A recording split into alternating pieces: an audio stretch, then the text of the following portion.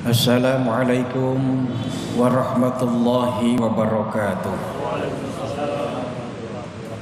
Alhamdulillahilladzi arsala rasulahu bil huda wa dinil haqq liyudhhirahu 'alad dini kulli wa kafa billahi shahida. Asyhadu an la ilaha illallah wahdahu la syarika lah wa asyhadu anna Muhammadan 'abduhu wa rasuluhu la nabiyya ba'da. Allahumma shalli wa sallim ala Nabiyyina Muhammad ibn Abdillah wa ala alihi wa ashabihi wa man tabi'ahum bi ihsanin ila yaumil qiyamah. Amma ba'du. Qala Allah Ta'ala fi kitabil karim, a'udzu billahi minasyaitonir rajim. Bismillahirrahmanirrahim. Al-yawma akmaltu lakum dinakum wa atmamtu ni'mati wa raditu lakumul Islam madina. Shadaqallahul azim. Jamaah salat tarawih, salat isya dan salat witir Masjid Agung Al-Mujahidin yang dirahmati Allah Subhanahu wa taala. Agama Islam adalah agama yang sempurna yang sudah Allah deklarasikan dalam surat Al-Maidah ayat ketiga. Al-yawma akmaltu lakum dinu. Hari ini aku sempurnakan, sempurna agama Islam. Wa atmamtu ni'mati, dan juga aku sempurnakan, aku genapkan, aku lengkapi nikmatku. Wa raditu lakumul Islam madina, dan Allah pun, aku pun kata Allah ridho Islam menjadi agama yang diridhoi oleh Allah. Inna dina indallahil Islam. Ada beberapa karakter dari ajaran Islam itu. Yang pertama, paling tidak, Islam memiliki ajaran yang bersifat universal. Kita lihat di dalam Al-Quran, Rasulullah Muhammad SAW diutus ke dunia ini bukan di satu kelompok tertentu, tapi untuk seluruh alam. A'udzubillahi minasyaitonir rajim. Wa ma arsalnaka illa rahmatan lil alamin. Tidak aku utus wahai Muhammad kamu ke dunia ini kecuali untuk seluruh alam dunia ini. Dan Nabi Muhammad SAW itu mendapatkan risalah. Kitab sucinya adalah Al-Quran, dan Al-Quran itu untuk seluruh manusia. Bukankah Allah sudah jelaskan Al-Baqarah 185? A'udzubillahi minasyaitonir rajim. Syahrul Ramadan alladzi unzila fihil Qur'an hudan linnas. Tidak hudan lil muslimin, hudan lil mu'minin, atau hudan lil arabiyyin, tidak. Tapi hudan linnas, untuk seluruh manusia. Itu menunjukkan keuniversalan ajaran Islam. Maka salah satu dari sekian banyak karakteristik dari ajaran Islam adalah memiliki ajaran yang bersifat universal, berlaku dimanapun, kapanpun, dan oleh siapapun. Siapapun dari manusia silahkan pelajari Al-Quran sebagai hudal, sebagai pedoman. Maka Bapak-Ibu sekalian, kalau kita lihat dalam kenyataannya, para orientalis yang konon katanya ateis, mereka juga belajar Al-Quran.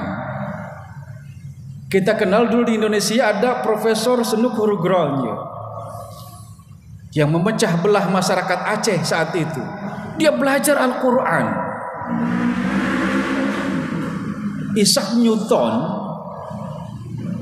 penemu bom atom, juga belajar Al-Quran. Tapi tentu mereka belajar Al-Qurannya bukan soal akidah, tapi soal sains, soal sesuatu yang sifatnya pengembangan ilmu pengetahuan. Tapi itu artinya ajaran Islam bersifat universal.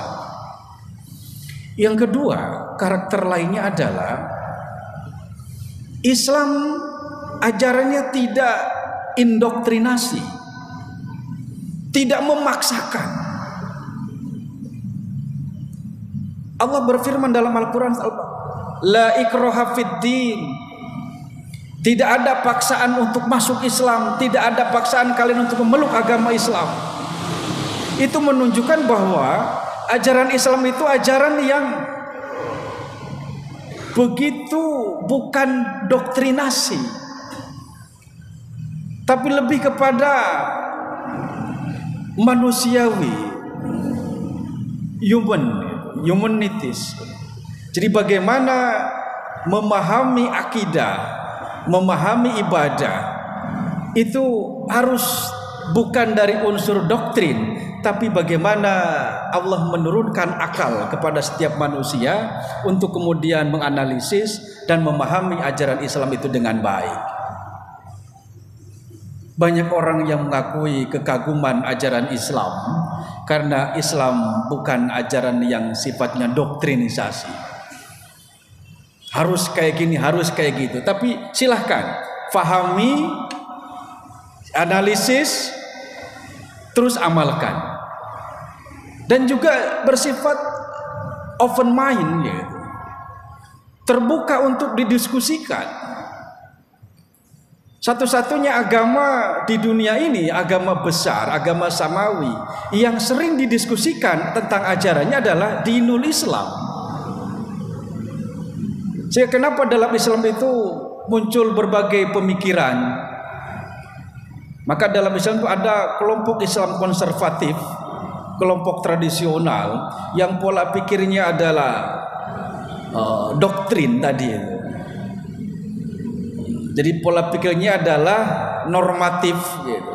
Tapi juga ada sebagian kelompok Muslim yang pola pikirnya adalah lebih kepada rasionalitas.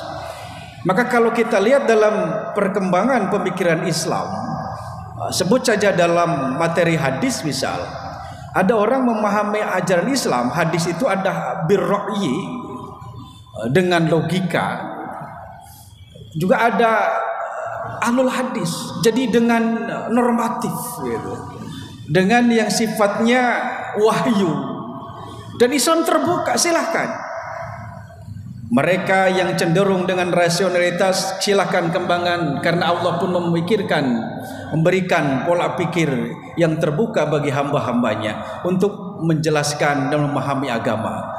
Dan Rasul pun sudah menegaskan, gitu. Agama itu adalah akal. Tidak ada agama yang bagi orang yang tidak memiliki akal. Ad-dinul aqlu, la dina liman la aqla lahu. Jadi akal ini yang diberikan oleh Allah itu untuk berpikir bagaimana kemudian Islam dikembangkan, difahami secara rasional, tapi juga tanpa kemudian menafikan normatif yang Allah turunkan melalui wahyu. Apalagi karakteristik lainnya, tahapan dalam kajian ilmu dakwah misal, itu ada namanya tadwin, ada tanzim. Ketika Rasulullah datang dari Mekah ke Madinah, itu tidak ujug-ujug menerapkan ajaran Islam begitu saja. Ada tahapan untuk pembentukan, tadwin, sosialisasi bagaimana ajaran Islam itu. Baru setelah itu dibina, Bakr bin Tanzim itu disusun. Jadi begitulah dalam berdakwah. Jadi Rasulullah Muhammad SAW pernah suatu ketika ada orang yang sulit sekali sholat subuh. Istrinya mengadu, ya Rasul, suami saya nggak pernah sholat subuh. Kenapa? Karena kalau bangun kesiangan. Baik, kalau gitu besok suami kamu suruh ketemu saya. Baik ya Rasul. Besoknya diantar oleh sang istri ini. Ini Rasul, suami saya nggak pernah sholat subuh. Kata Rasul, betul sampean nggak pernah sholat subuh? Betul ya Rasul. Sholat maghrib sholat, isya sholat, zuhur sholat, asar sholat. Kecuali subuh saja ya Rasul. Kenapa? Karena kalau bangun saya kesiangan. Kata Rasul, begitu kamu bangun sholat. Tapi matahari sudah terbit ya Rasul, sholat saja. Ini tahapan namanya. Padahal dalam kaidah fikih, waktu subuh itu kan sebelum matahari terbit. Ketika matahari terbit nggak boleh sholat subuh, sudah habis. Tapi kenapa Rasul bolehkan itu? Itu dalam rangka tadwin, pembentukan karakter. Orang nggak dipaksa, dia yang belum sanggup sholat subuh persis pada waktunya. Akhirnya begitu orang itu bangun matahari terbit, kata Rasul suruh sholat, wudhu sholat ya, sholat subuh matahari sudah terbit. Tapi rupanya lama-lama kemudian orang ini matahari belum terbit sudah mulai sholat. Dan seterusnya sholat berjamaah dengan Rasul pada waktunya. Begitulah tahapan, begitulah Islam. Dan itu Al-Quran yang mengajarkan. Bagaimana misal Allah ketika mengharamkan khamr dan judi. Yas'alunaka 'anil khamri wal maisir. Ketika kamu ditanya Muhammad oleh umatku, oleh umatmu itu tentang khamr dan judi, apa katamu? Katakan saja bahwa dalam khamr dan judi itu ada manfaatnya bagi manusia, tapi mudorotnya lebih besar ketimbang manfaatnya. Allah belum mengharamkan ini, sehingga saat itu tetap orang berjudi, tetap orang mabuk. Nah berikutnya terus Rasul bina, turun ke ayat berikutnya, la taqrabus shalah wa antum sukara hatta ta'lamu ma taqulun. Jangan kau dekat-dekat salat kalau kau dalam keadaan mabuk, sampai kau sadar apa yang kamu ucapkan itu. Ini sudah mulai dibatasi. Ini dalam rangka pembentukan. Baru terakhir Al-Maidah ayat 90 itu Allah tegaskan, innamal khamru wal maisiru wal ansabu wal ajlamu rijsun min amali syaitan fajtanibuhu la'allakum tuflihun. Baru tegas, yang namanya judi, yang namanya khamr, yang namanya berkorban untuk berhala, mengundi nasib dengan anak panah, itu semua adalah perbuatan keji dari perbuatan syaitan. Fajtanibuhu, jauhilah itu semua, la'allakum tuflihun. Mudah-mudahan dengan menjauhi itu kalian akan mendapatkan kemenangan. Begitulah karakter ajaran Islam. Tapi kadang dalam penyampaiannya dai-dai kita ini selalu mengindoktrin, ini gak boleh, itu gak boleh. Akhirnya Islam itu kaku, tidak fleksibel. Padahal Islam itu fleksibel. Ada rukhsah, puasa wajib, sholat wajib, tapi nggak sanggup Pak karena saya sakit, ganti di hari lain.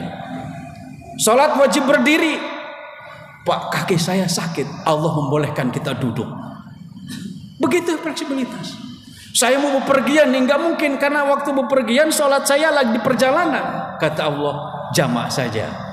Itu artinya fleksibilitas Islam menunjukkan karakteristik ajaran Islam itu begitu fleksibel. Masih banyak karakter-karakter lain dari ajaran Islam yang perlu kita pahami supaya kita memahami ajaran Islam tidak terlalu kaku. Gitu. Maka kenapa Nabi Ibrahim itu disebut agamanya Hanif? Bedanya Hanif dengan Ta'at. Kalau Ta'at itu sami'na wa ata'na. Begitu kata Rasul ijo, nggak boleh ditambah ijo agak kekuning-kuningan, nggak boleh. Itu Ta'at namanya. Tapi kalau Hanif boleh. Sambil contoh. Seorang office boy masuk ke ruangan bosnya. Pak bos, ini air teh dan air putih ditaruh di mana? Karena bosnya lagi sibuk mengerjakan sesuatu. Taruh aja di pinggir meja. Kalau orang yang taat itu ditaruh di pinggir meja. Dia nggak berpikir lagi. Nanti kesenggol, jatuh, nggak berpikir lagi. Yang penting kata bos pinggir meja, pinggir meja. Itu taat namanya. Tapi kalau Hanif, Pak bos, ini air taruh di mana ini? Ada air teh dan teh manis, ada air putih. Taruh aja pinggir meja. Nah, si office boy ini berpikir kalau ditaruh di pinggir meja, kesenggol dikit jatuh, pecah gelas. Dan airnya pun berantakan. Maka dia tidak di pinggir persis, agak ke tengah sedikit. Itu Hanif namanya. Maka Ibrahim alaihissalam itu rasionalnya luar biasa. Maka ketika dia mencari Tuhan, matahari disebut Tuhan, bulan disebut Tuhan, ternyata bukan itu. Inni wajjahtu wajhiya lilladzi fataras samawati wal ard hanifan muslima wa ma ana minal musyrikin. Hanifan. Jadi bagaimana mencari dulu? Logika ini perlu dimainkan. Itulah beberapa karakter dari ajaran Islam yang tentunya masih banyak kalau kita gali secara keseluruhan. Namun keterbatasan waktu, mudah-mudahan waktu yang singkat ini ada hikmah bagi kita semua. Semoga Allah senantiasa membimbing kita ke jalan yang diridhoinya, dan semoga Allah menerima semua amal kita semua. Amin ya rabbal alamin. Walafu minkum wabillahi taufiq wal hidayah. Assalamualaikum warahmatullahi wabarakatuh.